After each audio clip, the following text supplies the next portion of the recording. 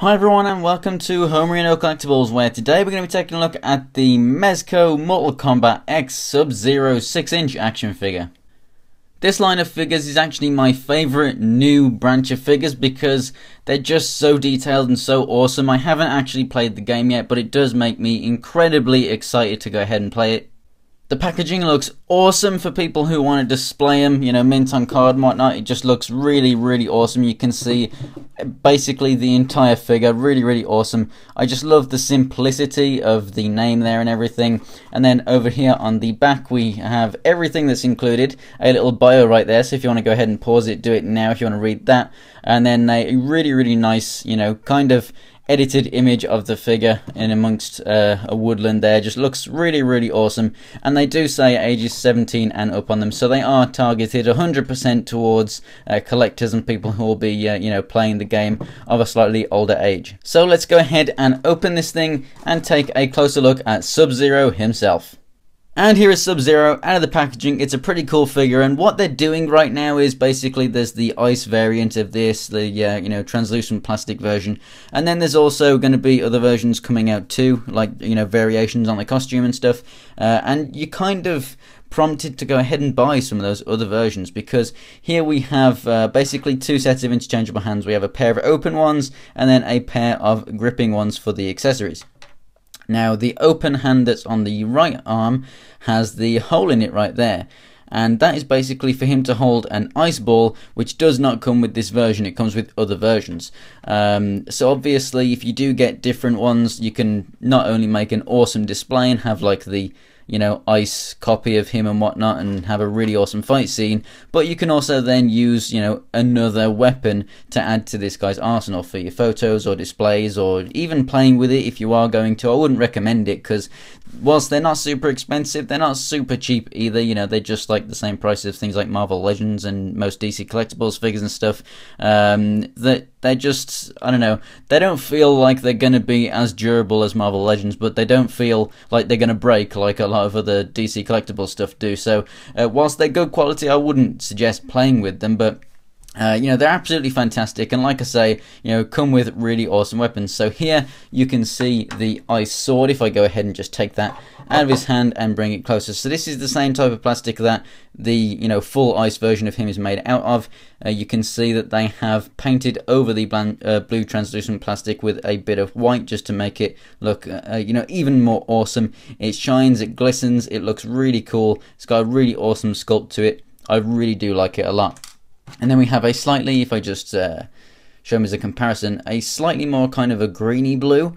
It's pretty damn nice ice hammer, I have to say. It's not something that I would have him displayed with, but it does look really cool, and I just love, you know, all of the little irregularities and whatnot in it. They just haven't made just a clear hammer. It looks really cool and does look like ice. So I really do like these items. I probably will have him displayed with this, or maybe have this, like, you know, somehow like wedged in someone's clothing or something to make it look like they've been stabbed with it or something. But yeah, I really do dig those a lot. As for the figure itself, it looks fantastic. The faceplate right here does look like it's been assembled as a separate piece, but you cannot remove it. I wonder if the fact that it's been assembled in a separate piece means that maybe somewhere down the line we will actually be able to have a version that doesn't have that. But who knows, maybe like a battle damage version. I'd really love battle damage version of these guys, like with blood all over them and everything. That'd be really cool. But for this one, the faceplate does not come off. Now here we can see some really nicely done knives and everything on him, and just everything on him, like the texture of like the robes that he's wearing, it just makes it look real. The skin is basically all one tone, but it is a very nice skin tone. It would have been really awesome if there was some shading, but you know, none of these figures seem to have that just yet. I mean, they do on the actual, you know, clothing itself, but not on the any skin parts, which I'm fine with. Considering that they come from a video game, they do look really awesome. We have really nice close attention to detail with paint that I really do love. Like, not just the sculpt, like seeing the texture and everything up there, but you know, these eyes are really small and they're painted really well. You know, the kind of zip that we have here looks really cool. The clan symbol looks really cool. everything. I mean, it's just, I haven't found any flaws with paint on this or my Raiden figure. I mean, look at all that gold on that Raiden, none of that is out of place. It just looks absolutely fantastic. That's why I really do love this line, because you know, they don't just pack you full of detail and take away a little bit of articulation. They do give you some awesome paint to go along with it that really make them pop. You have different forms of paints, you know, you have some kind of metallics in here as well, you have mattes and everything. I think that they're honestly just perfect shelf pieces. I just can't find anything wrong with them, except I just love that little bit extra articulation. And talking about articulation, the head doesn't really look up, but it does look down, and it wiggles side to side for, you know, very good expressions. And then we also have the left to right movement. The shoulders, they come out to the side and go all the way around. We have a single jointed elbow that also rotates. The hands obviously pull out because they're removable. They're basically just like the Marvel Legends joints, so they rotate and go in and out. The waist joint is basically underneath all these robes and everything, so basically you can move left and right. You also do get a little bit of crunching forward and back and side to side. Not a hell of a lot because you've got these robes and everything there, but it is there. And then we have the legs that can do splits of that far, and you can force them a little bit more too. And then we go forward and back. They rotate. They also rotate at the knee as well as having the single joint, so it's basically like the elbow. And then down here at the feet, they're on ball joints, so they go left, right, they go up, down, and then you also do get a little bit of pivot out of them too. I'd like a little bit more pivot, but it's not too bad.